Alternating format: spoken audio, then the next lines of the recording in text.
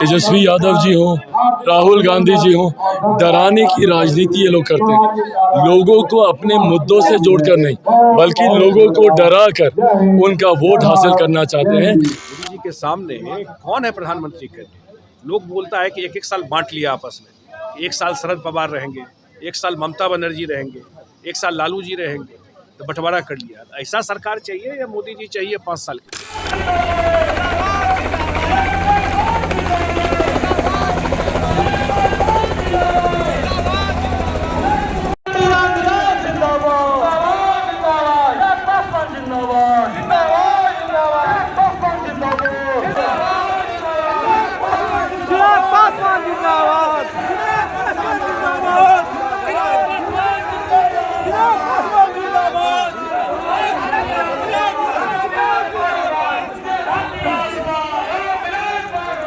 झूठ बोलते हैं ये लोग।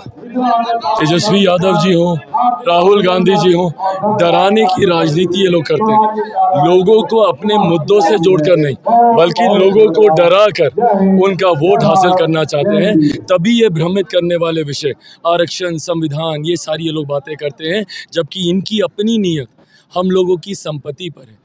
बिहार देश के गरीब लोगों की संपत्ति पर है, जो मुश्किल से अपनी संपत्ति को अर्जित करता है, उस पर इनहेरिटेंस टैक्स लगाकर 55% ये लोग लूट करना चाहते हैं। अब वो बदहवास हो रहे हैं, वो कुछ भी बोलते रहेंगे। बिहार में तो आरक्षण जातीय गणना करा करके मुख्यमंत्री जी ने आरक्षण का आधार बढ़ाया है, तो खत्म होने की बात कहाँ से आ गई? बिहार में तो आधार बढ़ा है ना, जो परसेंटेज है वो बढ़ाया गया है। एक बार जब आपको आ गया जातीय गणना की बात, और आरक्षण जो मॉडल है वो कभी कोई आरक्षण खत्म नहीं होगा। बिहार में जो मॉडल है वो बिहार का मॉडल चलता रहेगा, जो पहले से चल रहा है।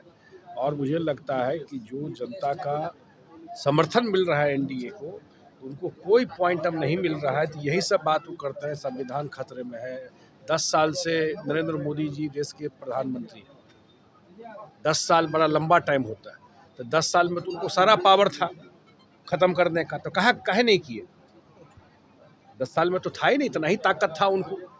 इसलिए हमको नहीं लगता है, और मुझे लगता है कि ये चुनाव जैसे जैसे माहौल बनता जा रहा है, तो कुछ बचा नहीं है आरजेडी के पास, और वो घबराहट में, इसीलिए इस तरह का बयान दे रहे हैं।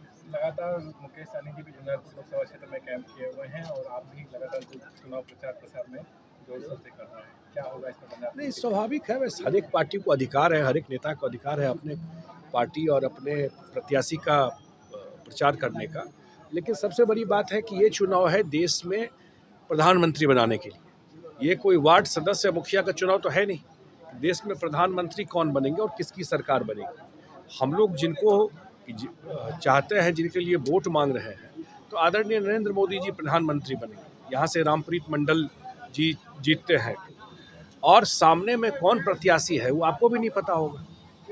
मोदी जी के सामने कौन है प्रधानमंत्री कैंडिडेट? लोग बोलता है कि एक एक साल बांट लिया आपस में, एक साल शरद पवार रहेंगे, एक साल ममता बनर्जी रहेंगे, एक साल लालू जी रहेंगे, तो बंटवारा कर लिया। ऐसा सरकार चाहिए या मोदी जी चाहिए 5 साल के?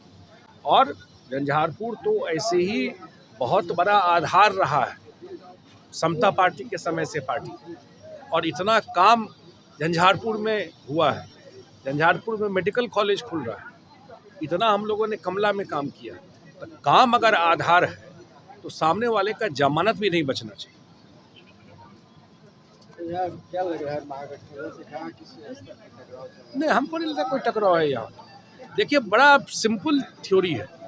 एक तो जनता हम लोगों से ज़्यादा स्मार्ट है, उसको पता है कि लोकसभा का वोट है कि विधानसभा का वोट है।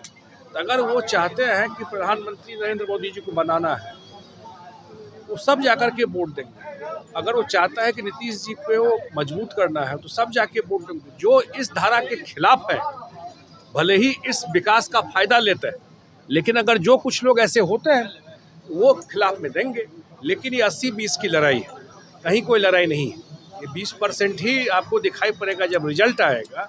अभी तो चुनाव है, मिथिला है, मिथिला बोलने के लिए जाना जाता है, तो बोली में आपको उड़ा देगा। लेकिन लोगों को पता है कि चुनाव को दिन बटन कहाँ दबाना है।